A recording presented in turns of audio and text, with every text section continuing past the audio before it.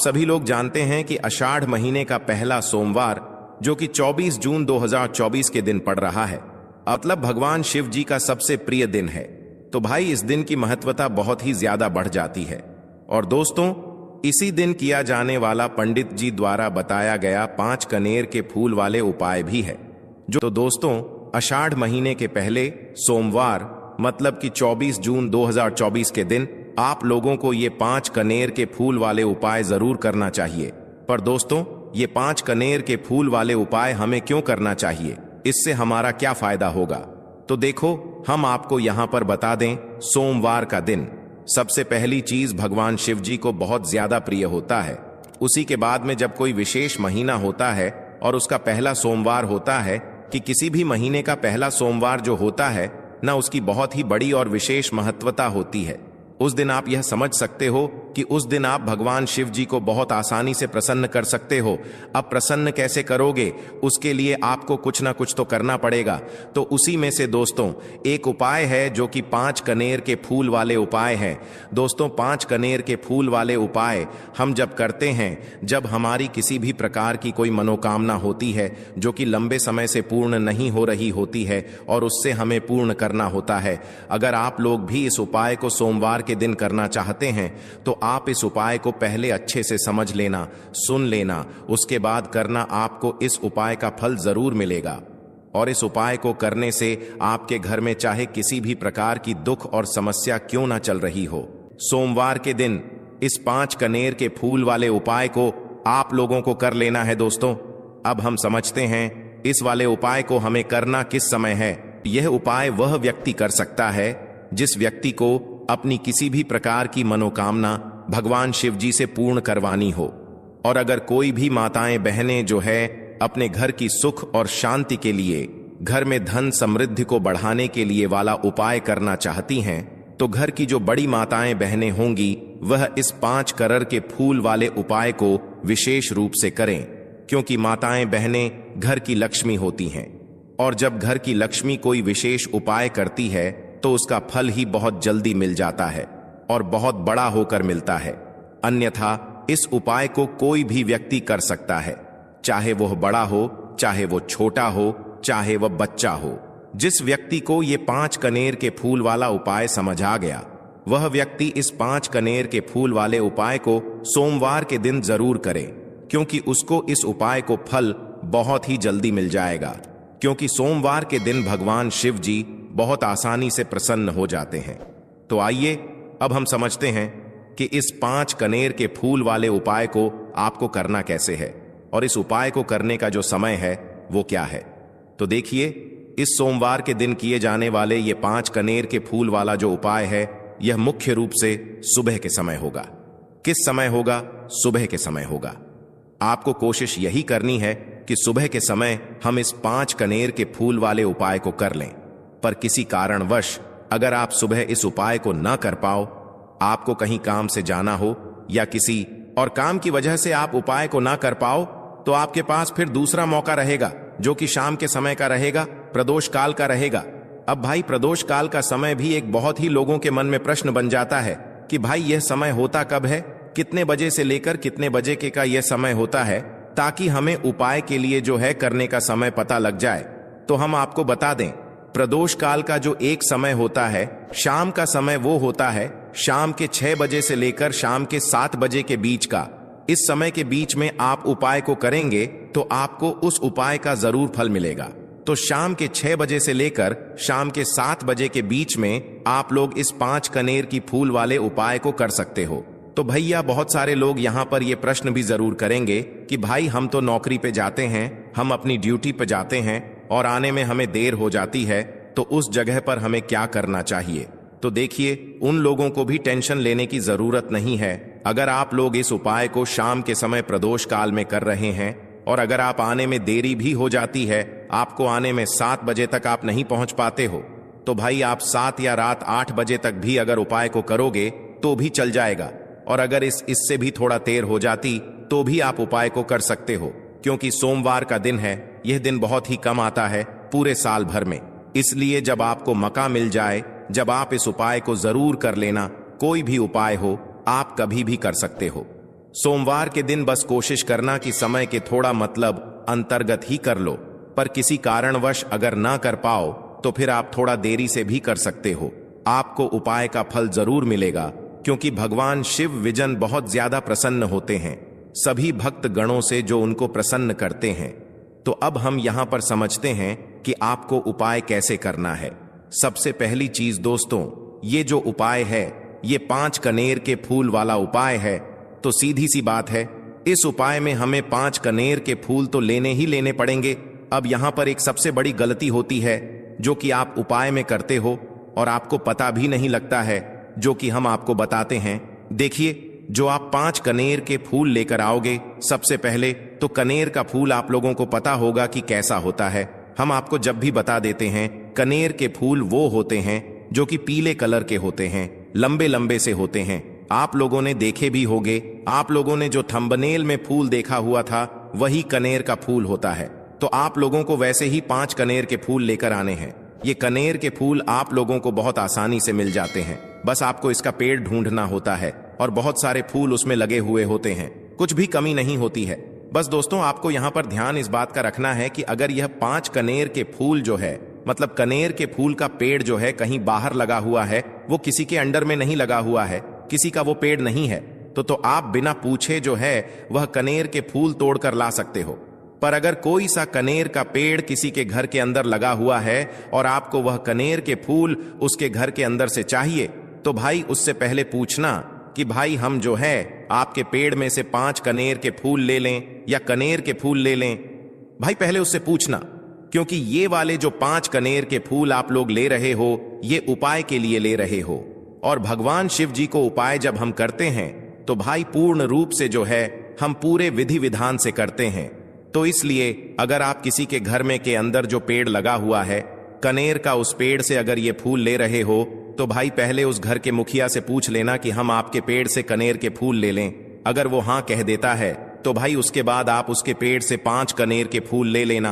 अगर कोई कनेर का पेड़ जो है ऐसे ही बाहर लगा हुआ है, खुले में लगा हुआ है, उस पर किसी का भी कब्जा नहीं है, तो वो आप जो है बिना पूछे भी उस पेड़ में से तोड़ सकते हो। पर किसी के घर के अंदर लगा हुआ है तो उससे सकर ही 5 कनेर के फूल उसके पेड़ में से लेना। अब आपके पास 5 कनेर के फूल भी आ चुके हैं। अब दोस्तों, कनेर के फूल के साथ में क्या हमें सीधा उपाय करना है या कुछ सामग्री भी लेकर जाना है? तो देखो, कोई भी उपाय जब हम करते हैं तो सीधा हम उपाय जाकर नहीं करते हैं, उससे पहले हम भगवान शिव जी की पूजन अर्चना भी करते हैं।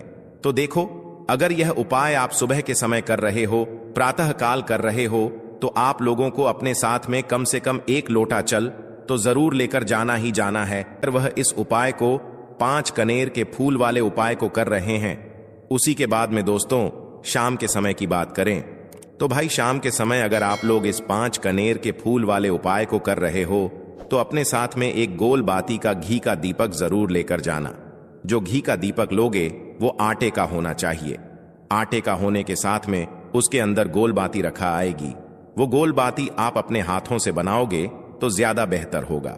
साथ ही में उस दीपक के अंदर जो मतलब चीज डलेगी वो डालेगी शुद्ध देसी गाय का घी। उसके अंदर शुद्ध देसी गाय का घी ही डालना, ना भैंस का डालना, ना मिलावटी बाजार का घी डालना। इस बात का भी आप लोग ध्यान रखना। कहीं आपको पहले अपना शिव जी के मंदिर के अंदर प्रवेश करना है, भगवान शिव जी के दर्शन करना है, पहले आपको अपनी अपनी पूजन अर्चना करनी है। जैसे कि 1 लोटा जल जो लेकर गए हैं भाई, वो 1 लोटा जल चढ़ा दें। इसके अलावा जो भी पूजन सामग्री है, आपकी फूल, धतूरा, गुलाल, अबीर, गुलाल, जो भी चीजें हैं, चंदन वगैरह, उन सारी चीजों से आप पूजन अर्चना कर सकते हो।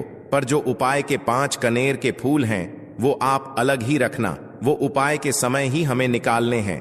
तो पहले आप अपनी पूजन अर्चना कर लेना, जैसे आप मंगलवार के दिन करते हो, मंगलवार के अष्टम के दिन करते हो, वैसे आप अपनी पूजन अर्चना कर लेना। इसी तरीके से शाम के समय है, शाम के समय जब आप अपने घर के पास में जो शिव मंदिर हो वहां पर पहुंचोगा, तो पहुंचने के बाद आप पहले अपना वह घी का दीपक जलाना, तो उसे अपनी माचिस से ही जलाना है। अपने घर से इस दीपक को जलाने के लिए अपनी माचिस लेकर आना।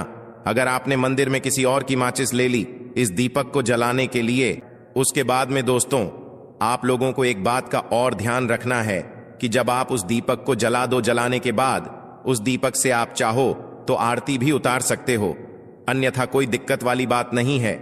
आप उस दीपक को भगवान शिव जी के इतने पास मत रखना कि भगवान शिव जी को आंच लगी, थोड़ी दूरी बनाकर ही जो है आप उस दीपक को जो है भगवान शिव जी के शिवलिंग के पास में रखना, क्योंकि अभी हम जो है भगवान शिव जी को प्रसन्न करने वाले हैं, तो इसलिए जो है भगवान शिव जी को आंच ना लगे, इतनी दूरी बनाकर आप उस दीपक को रख दीजिएगा।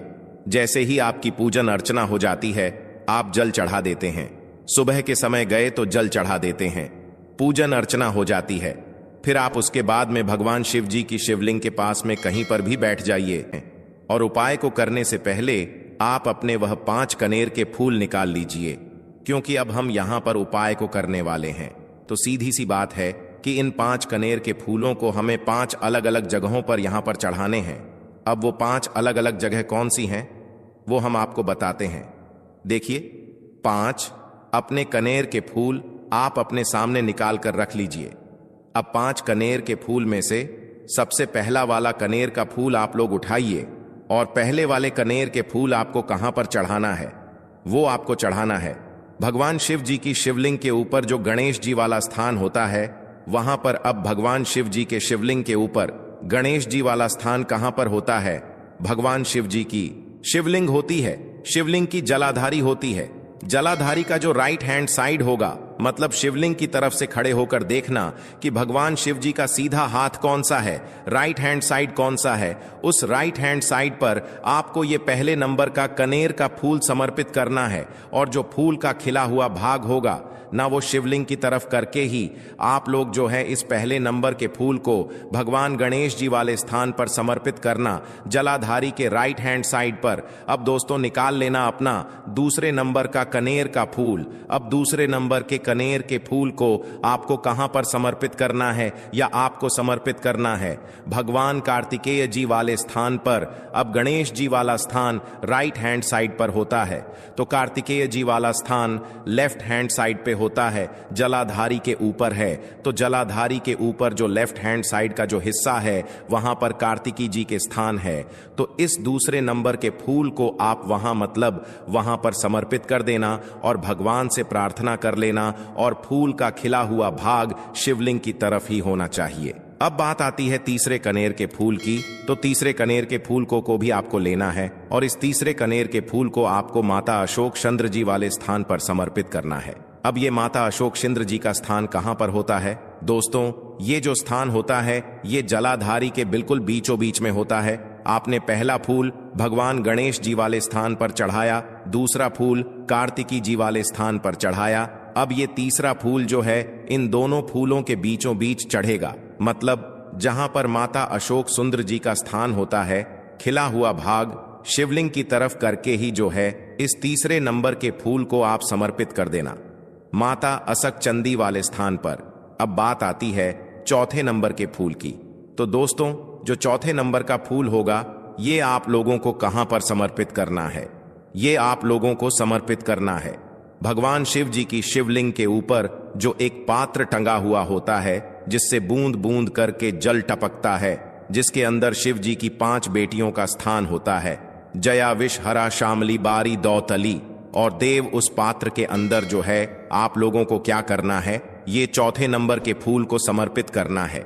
अगर किसी कारणवश आपका वह पात्र जो है शिवलिंग के ऊपर जो पात्र टंगू होता है, जिससे बूंद बूंद करके जल टपकता है, वह पात्र उपस्थित ना हो, तो आपको क्या करना है कि शिव जी की 5 बेटियों का नाम लेकर जया विष हरा शामली बारी दौतली और देव का नाम लेकर जो है इस चौथे नंबर के फूल को आपको जलाधारी के ऊपर ही कटी शिवलिंग का जो कटी भाग होता है, मतलब जलाधारी के ऊपर ही जो भाग होता है, वहां पर समर्पित कर देना इस चौथे नंबर के फूल को।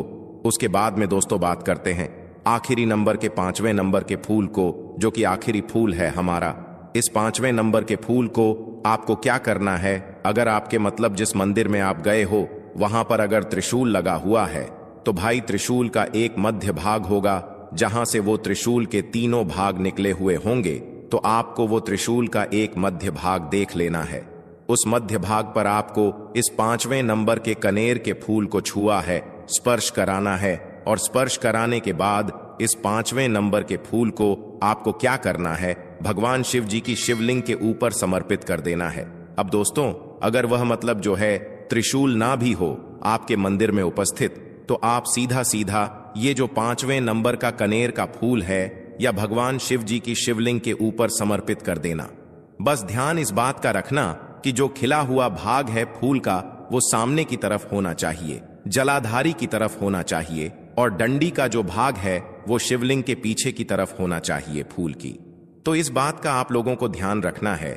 जैसे ही आप लोग को ये 5 फूल समर्पित कर देते हैं, वहीं पर भगवान शिव जी के शिवलिंग के पास में बैठकर जो है हाथ जोड़कर विनती कर कर अपनी वह मनोकामना बोलना, जिस मनोकामना के लिए आप लोग यह वाला उपाय कर रहे हो, अपनी वह दुख और समस्या बोलना जिसके लिए आप लोग अपना ये वाला उपाय कर रहे हो। अपनी किसी भी एक मनोकामना के लिए ये वाला उपाय करना, 2-3 मनोकामना एक साथ मत बोलना, कोई भी एक मनोकामना बोल देना अपने 5वें नंबर के फूल को चढ़ाने के बाद और चढ़ा दो।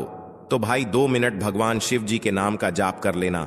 उसके साथ में दोस्तों आपका ये उपाय यहाँ पर पूर्ण हो जाता है।